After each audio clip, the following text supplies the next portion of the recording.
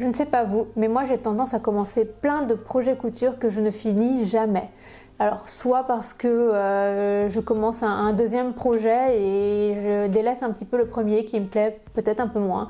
Ou alors je vais commencer un projet et en cours je vais être un petit peu déçue du résultat donc je vais l'abandonner. Et j'ai des projets qui ont quelques mois, d'autres quelques années. Et je les entasse du coup dans des boîtes que je finis totalement par oublier. Donc cette semaine, j'ai décidé de reprendre 2 projets débutés il y a un petit moment et d'en faire 2 accessoires qui me seront bien utiles, un sac cabas et une trousse de toilette. Je replonge donc dans une de mes boîtes de projets en cours et très vite, je trouve ce qu'il me faut. Il y a ce début de patchwork fait avec des morceaux de jean recyclés. Je ne me souviens plus de ce que je voulais en faire. Et ce deuxième patchwork qui devait devenir une housse de coussin. Pour le premier accessoire, j'ai commencé par finir mon patchwork. Heureusement, j'avais conservé des morceaux de jean et des pièces en plus que j'ai assemblées entre elles.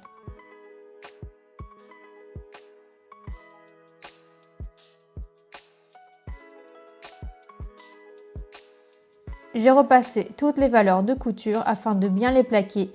C'est important pour avoir un rendu net.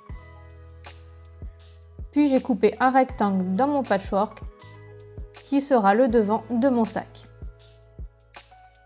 Comme mes morceaux de jean étaient usés pour certains, donc un peu fragiles, j'ai ajouté un tissu à l'arrière pour tout renforcer. J'ai surpiqué certaines pièces de mon patchwork avec un fil épais. Il s'agit d'un fil spécial pour le jean qui n'est pas spécialement très solide mais qui est parfait pour faire des surpiqûres décoratives. J'ai ensuite coupé un rectangle dans mes chutes de jean pour faire le dos du sac que j'ai assemblé au devant. Dans les coins, au bas du sac, j'ai tracé un carré de 5 cm sur 5 cm sur le dos et le devant. Ça me permet de bien voir où je dois piquer quand j'ouvre le coin du sac comme ceci.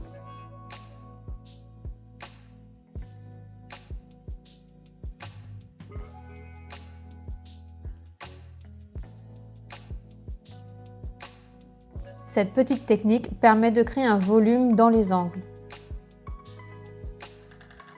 J'ai coupé une parmenture dans une chute de jean et une doublure pour mon fond de sac.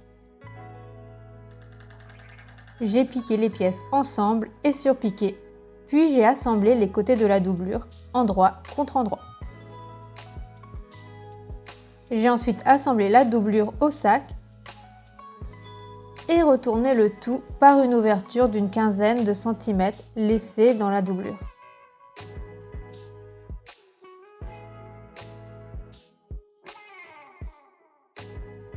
J'ai surpiqué le haut du sac à 5 mm du bord et fermé l'ouverture dans la doublure avec une petite surpiqûre à 1 mm. Je passe maintenant aux anses du sac et pour ça j'ai utilisé du cuir. J'ai tracé mes anses au crayon et coupé mon cuir avec des ciseaux en essayant de rester bien droite.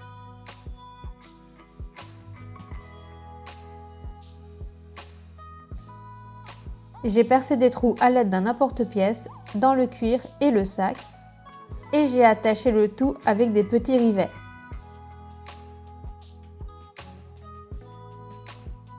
Tous ces accessoires, les rivets et un porte-pièce sont très faciles à trouver. J'ai acheté les miens dans un magasin de tissus.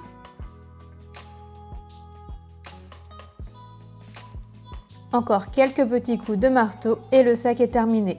Je vous montre le résultat en fin de vidéo.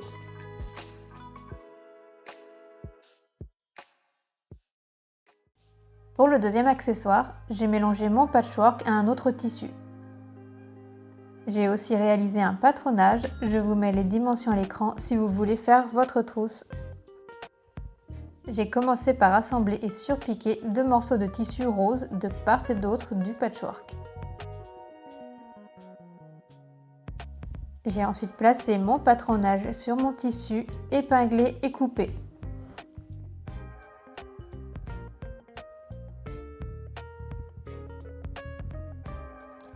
Et j'ai fait de même pour la doublure.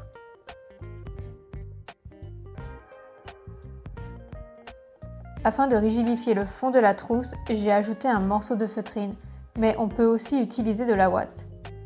Le mieux aurait été de recouvrir toute la surface de la trousse, mais je n'avais que ce petit carré de feutrine, donc j'ai fait avec les moyens du bord.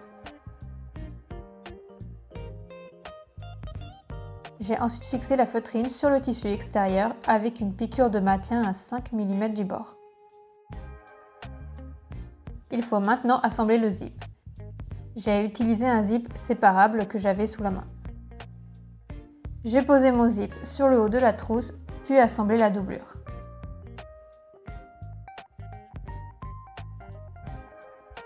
Je retourne et surpique le long du zip. Pour faciliter le montage, j'ai fixé la doublure au tissu extérieur en faisant une petite piqûre à 5 mm.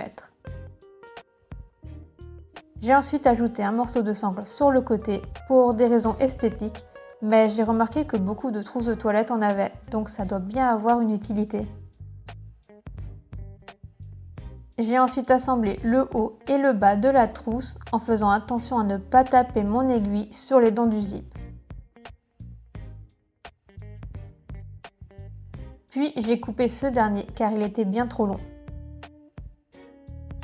Enfin, j'ai posé un biais pour que la couture soit plus propre. Il ne reste plus qu'à assembler les côtés et poser le biais.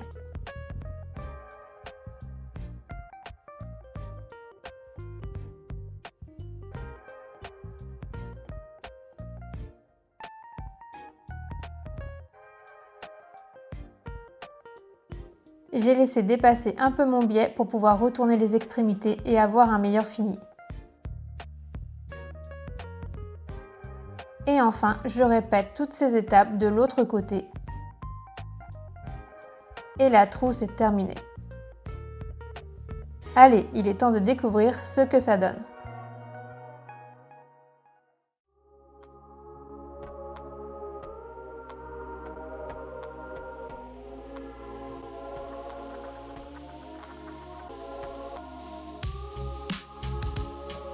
Si vous avez aimé cette vidéo, n'hésitez pas à mettre un j'aime, ça m'aide à faire connaître mes tutoriels. Allez, je vous dis à très bientôt.